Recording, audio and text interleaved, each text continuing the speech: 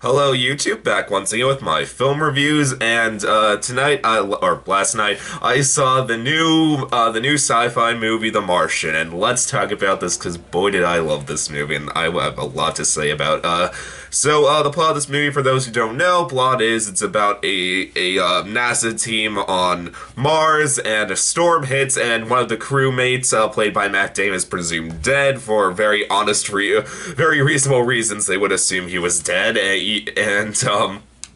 he's assumed dead. So his crew leaves him there, but it turns out he's alive, and now he has to survive for possibly years by himself on Mars. That's the plot of the movie. Let's get into the good and bad in this movie. Okay, well, the good. Let's talk about the number one thing: Matt Damon as the lead. He is amazing. Matt Damon in this movie. He is just gives such a wonderful performance. One, he's just incredibly likable. He has just bottomless optimism. He is in like the world's shittiest situation, and he always finds the humor in the situation. He is always cracking jokes and making funny, making quips about things, and he's really funny. He makes fun of NASA. He gets he's not against NASA. Go fuck yourself in a few times. Or really, that's the best you could come up with, NASA. He is so funny. He's such an optimist, and he does carry you through the movie. You do want to see him get through this, and but he's, even though he's always very optimistic and very funny, he's always aware of the situation. You always get the feeling he knows, I am in the world's shittiest situation. I could die here. This could be where I die, and that does help, because anytime he breaks from that optimism, you do feel it. You do feel how he just knows, he does honestly think this is the end right here. Anytime he breaks, he thinks that I'm done. This is the end. How am I gonna keep going? So that was amazing. That he was always the fact he was always able to flip between being hilarious and dramatic on a dime. That was great. And that, I'm gonna say, for Matt Damon, it is a very impressive performance for Matt Damon, because most of the movie is him just acting by himself. He has no one to act off of. So Matt Damon, A+ performance from him, one of the best of his career. Fantastic. That, and there was also but it wasn't just Matt Damon. This movie had such a fantastic supporting cast. Everyone. So I wrote these names down because there's so many of them. From Jessica Chastain, Jeff Daniels, Chiwetel Ejiofor, Kate Mara. Bet she's glad she attached her name to this movie, considering her last one. Sean Bean, Sebastian Stan, Mackenzie Davis, Michael Pina. I hope I'm saying that right. Probably not. Kristen Wiig and Donald Glover, and they were all incredibly likable. None of them were distracting in the slides. I was really afraid when I saw Kristen Wiig and Donald Glover in this movie that they were gonna get be really over the top. It's no, they are funny, but they feel natural. You care about every single one of these characters. The movie takes the time out, time out just to give all these characters small little character quirks, and you care about every single character in this movie. You love watching these characters. You want to see what they do. Because they are just all so likable and interesting. So that was Matt Damon supporting cast characters were just fantastic in this movie. I loved all of them. Another thing I love about this movie, there's no villain in this movie, and I really give the movie a lot of props for that. There is no villain to this film. There's people making decisions you might disagree with, the people at NASA, mainly Jeff Daniels and Chiwetel Ejiofor.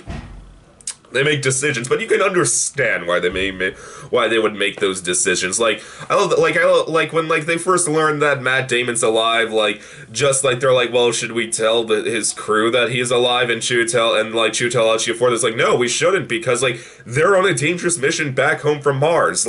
We can't, we shouldn't distract them with this. And you may disagree with that, but you can understand why he would say that.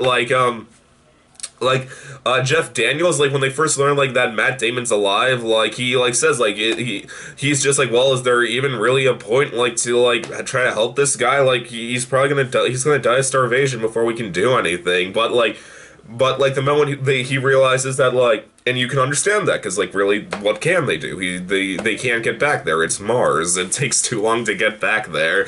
And but like when you learn Matt Damon like starts being able to communicate with Mars and like shows them that he's able to survive longer than he should be able to, then Jeff Daniels is like, yeah, no, we gotta help this guy. Like we gotta do it. You can understand when people make decisions you disagree with. You can understand these are just human choices in the very shitty situation. So that was great. I mean, there's nothing like Michael Caine from Interstellar in this movie when it just plot twist someone's a villain trying to get Matt Damon killed. No, there's nothing like that in this movie, and I bless this movie for doing that because it would have been so easy to go down that route. So make like Chiwetel Ejiofor or Jeff Daniels the villain, like make Sean Bean the hero, like at NASA. None of that in this movie. This movie is just understands character, like how people probably would react in such a situation. That script is very well written. Like I said, for a movie as dark of a premise as this, a man stranded on Mars for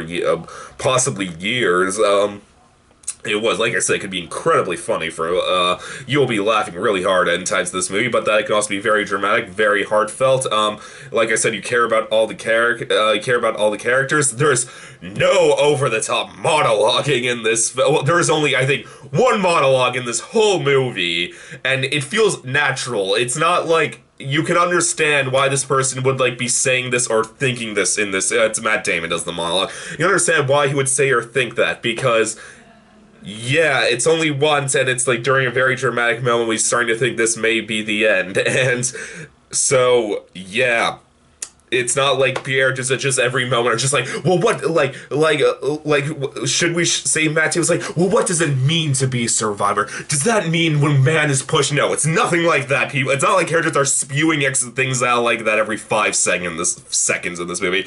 So once again, great script. The movie's incredibly intense from scene to scene. I was white knuckling during the entire finale climax of the movie. I was white knuckling in it. I was just like, holy shit. And like that, even the characters know how intense of his situation. They're all looking like Matt Damon like bursts into tears like when he just realizing what he's gonna have to attempt to do, and you're just like you feel for him. You're like, holy shit! Like this is such an intense situation. You don't know who's gonna get out of this. So the movie was really intense, not just in space, just on NASA. Like when they were like discussing like. When they were trying to figure out ways to like cut down like a pod launch time so they could theoretically get supplies to Matt Damon in a fast enough time he would have enough food to survive till then. Like that, I found that all incredibly intense when they were trying to figure out like how they could cut time and cut corners. Like I was just like, yes, keep talking about this. I'm very interested. This is actually really fascinating. I really want to know. There was not not just the space scenes, just so many of the scenes when it just characters sitting around and talking, I thought were so incredibly intense and interesting. So that was great. That like I said, this movie is kind of 3 separate stories. There is Matt Damon on Mars, there is his crew in space, and there is the people at NASA, and all 3 stories. Usually when you get that kind of movie, there's always like one story you're like, oh shit, we gotta cut back to that story, like, god damn it. Like, no, all 3 stories I was so interested and so invested in, and I cared so much about all the characters. I'm like, no, go back to whatever story you want. I'm so interested right now.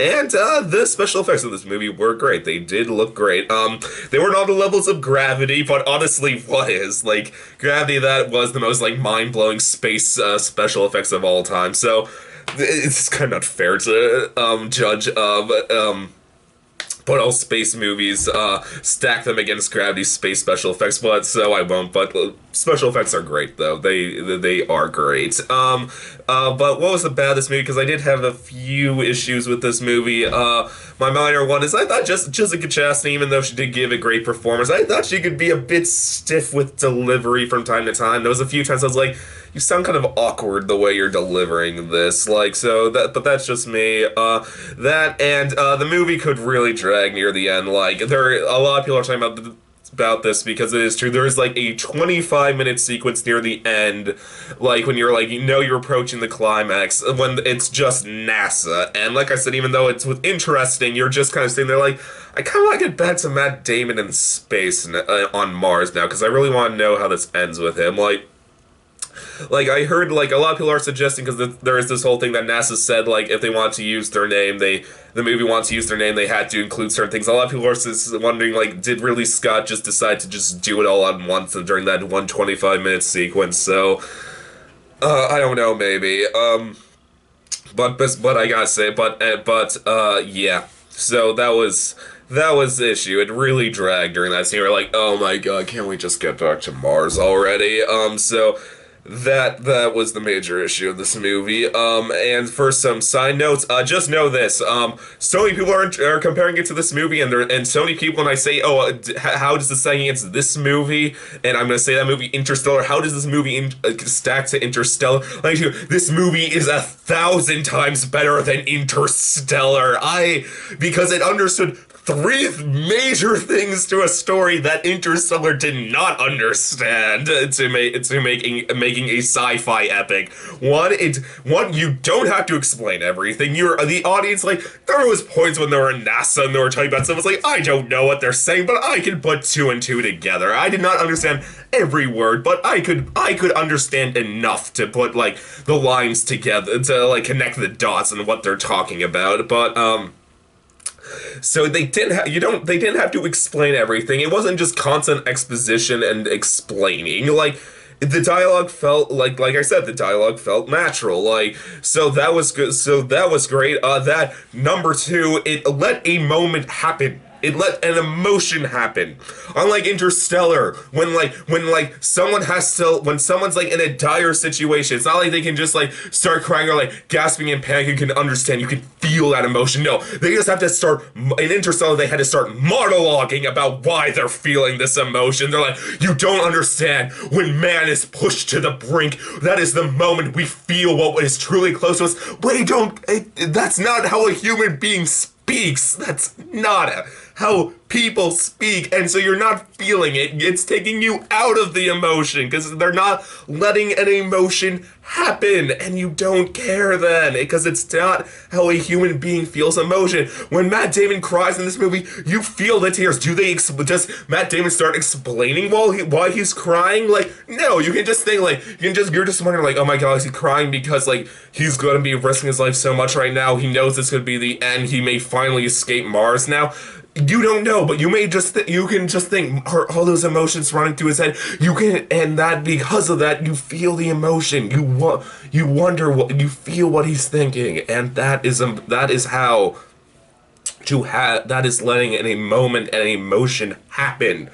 Unlike Interstellar, when it was nothing but monologuing. And finally, and the biggest thing, this movie understood the importance of character. That was the main reason I did not like Interstellar, because I didn't give a shit about a single one of the characters, except for the robot. The robot was the only character that had a character in that movie. All the other actors were just playing themselves or another role they played. Like, all these characters, though, every single one, the most minor a character I cared about in this movie. I cared about them. I did want to see them die. That's why I cared to see them get through a story of survival. I don't care in Interstellar when people are gonna die in that movie, because it's like, oh, she died, who cares? I was like, who cares? But there was no character there. I don't give a shit. I never identified with this character. You identify with all these characters, especially Matt Damon, so you care. You want to see them survive, and you are just like, you are white-knuckling it, hoping for their survival, and that's why it's fantastic. And so, final rating for this movie, oh god, this was a tough one, guys. This was a tough one. I really did want to give this movie a 5 out of 5. I really wanted to, but that 25 minutes of NASA did really like take me out of it a bit. So because of that, I am giving this movie a very solid 9 out of 10. This is as a very enthusiastic 9 out of 10. This is as close as it gets to 10 out of 10 before you're hitting Mad Max levels. So like this is as close as Mad Max got to getting a 10 out of 10. So all I can say though, one of the year's best films, an instant sci-fi classic. I am so happy so many people are like saying like, you know, looking back on Interstellar now, because I've been reading on this online, so many people are looking back on Interstellar like, yeah, this Interstellar wasn't as good as I remembered it. So I love this movie for doing that. So fantastic movie, go see it. I had to spend like 20 minutes, I had to spend like $30 in 15 bucks of transportation getting there and back from the movie theater last night. It was worth it. It was because it was a great movie and I loved it. Go see it. YouTube as always, please subscribe and I will see you next time. Okay, bye.